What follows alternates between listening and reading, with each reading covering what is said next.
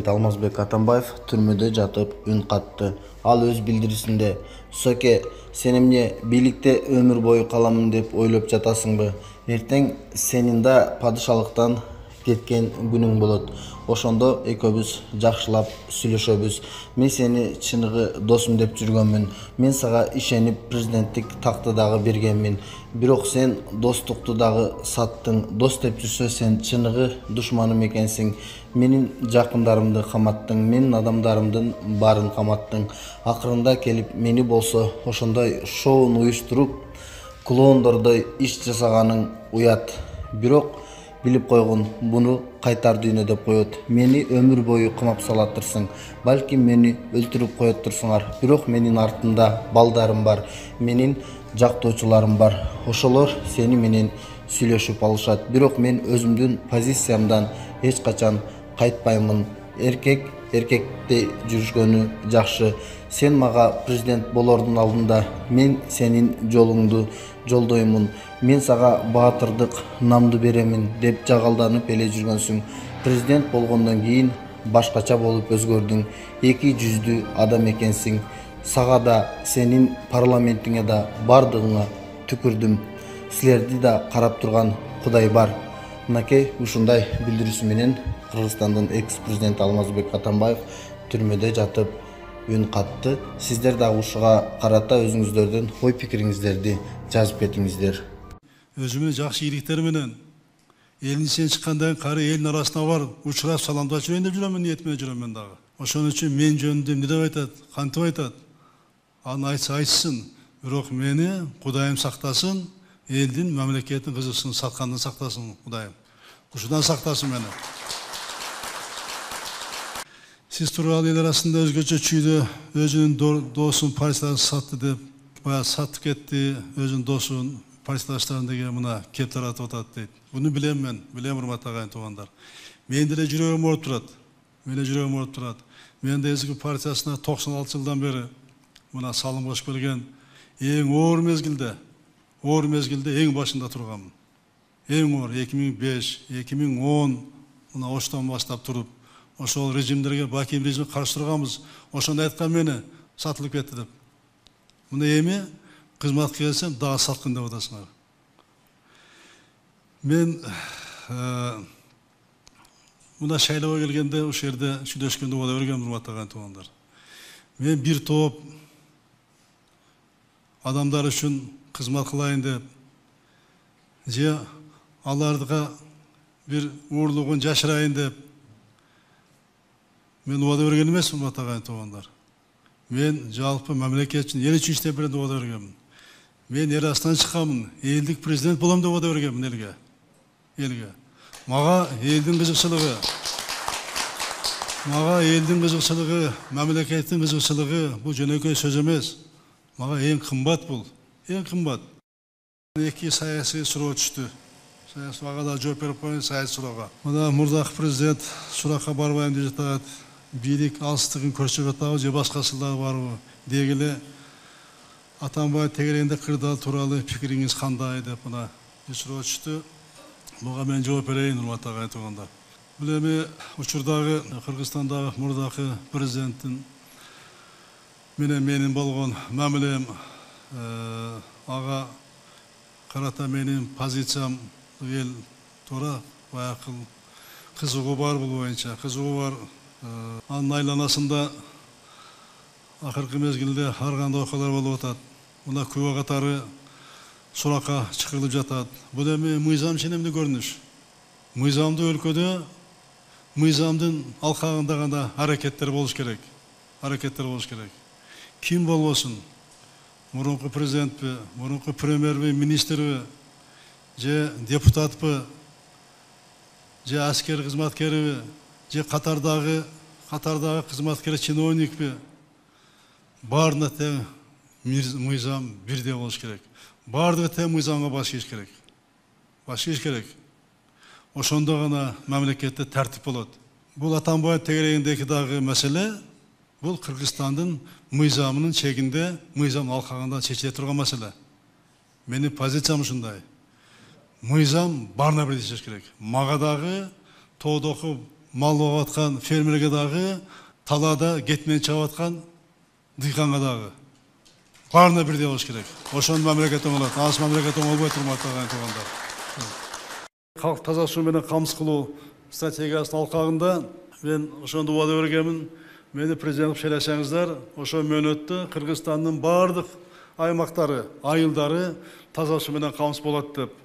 Бул дагы оор маселе. Мына ушунча жылдан бери Совет доорунда ишке ашпаган нерсени, эгемен мамлекет болгондон бери ишке ашпаган бул чоң маселени ишке ашырабыз деп мына аракеттерди баштадык. Бул 653 айыл, мына былтыр 69 айыл суу менен камсыз болду. Азыр 5 жылга 584 айылды таза суу менен камсыз кылуу маселеси турат.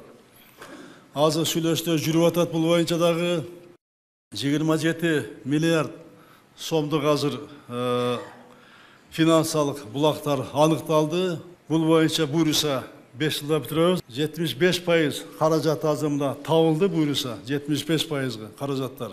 Дагы 23%-ын мына буюрса эң күзүн аягына чейин аны таап бүтөбүз. 5 жылда таза суу менен бардык биз айылдарыбызды 24 жылга чейин камсыз кылып бүтөбүз. Бул чоң маселе, оор маселе, бирок муну биз буюрса аткарабыз. Жогорку бийлик тарабынан регионду өнүктүргөнгө, айыл жерин өнүктүргөнгө, жергиликтүү бийликке шарт түзгөнгө аракеттер болуп атат. Азыр эми мүмкүнчүлүк абдан чоң. Сырттан келген каражаттар, сыртта каражаттар иштесе, жергиликтүү бийлик дагы тартып келсе болот.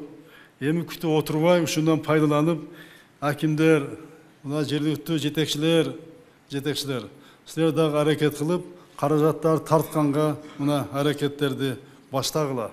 Проекттерди жазып берсеңер, мына каржылайм деген келип аткан азыр финансалык институттар, банктар абдан көп. Азыркы күчөп аткан атааңдаштыкта, конкуренцияда биз Кыргызстан айыл чарбасы бир гана экология таза продукция менен гана туруштук бере алабыз. Биз ушул брендти кармашыбыз керек. Биздики өзү мына Кыргызстан бир гана ошол уникалдуу продукция менен гана биз атааңдашка туруштук бере алабыз. Анын үчүн биз колдонбойт дагы синтетикалык жер семгичтерди колдонбойбуз. Пестицидти пайдаланбайт биздин дыйкандар. Генетикалык жактан модификацияланган мына организмдерди колдонулбайт. Биздики таза ушуну сактап калыш керек биздики. Ушуну сактап калсак биз буюрса эң чоң мамлекеттер менен дагы, жаныбызда коңшу Кытай менен дагы, Евразияда дагы, Казакстан, Өзбекстан, Россия менен дагы биз айыл чарба продукциясына атааңдаштыкка биз туруштук бере алабыз.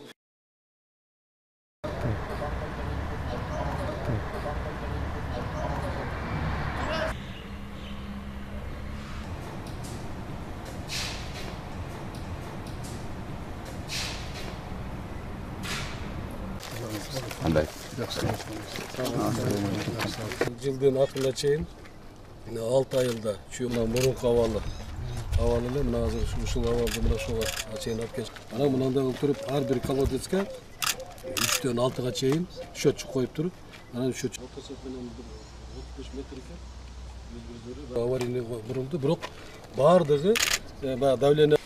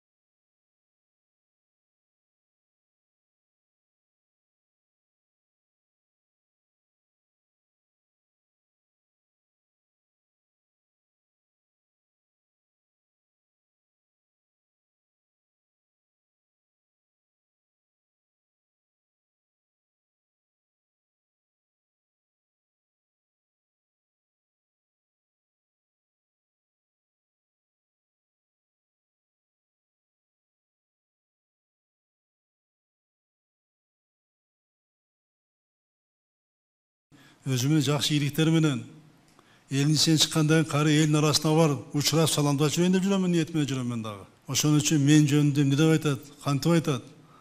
Аны айтса айтсын, бирок мени Кудайым сактасын, элдин, мамлекеттин кызыксын саткандан сактасын Кудайым.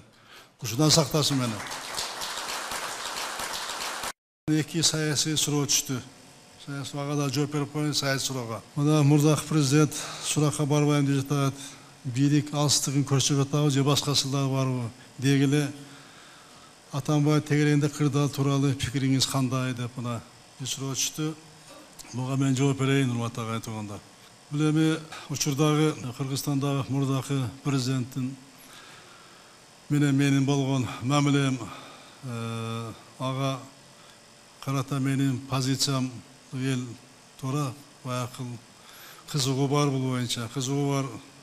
Анын айланасында акыркы мезгилде ар кандай окуялар болуп атат. Мына күбө катары суракка чыгарылып жатат. Бул эми мыйзам ченемдүү көрүнүш.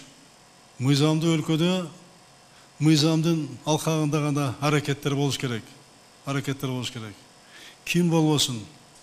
Мурунку президентпи, мурунку премьерби, министрби, же депутатпы, же аскер кызматкериби, же катардагы кызматкер чиновникпи, баарына тең мыйзам бирдей болуш керек. Баардыгы тең мыйзамга баш ийиш керек. Баш ийиш керек. Ошондо гана мамлекетте тартип болот.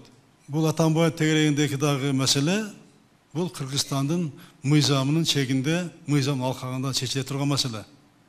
Менин позициям ушундай.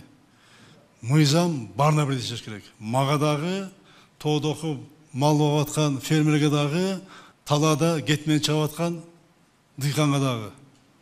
Баарына бирдей болуш керек. Ошондо мамлекет оңолот. Аз мамлекет оңолбойт, урматтуу агай туугандар.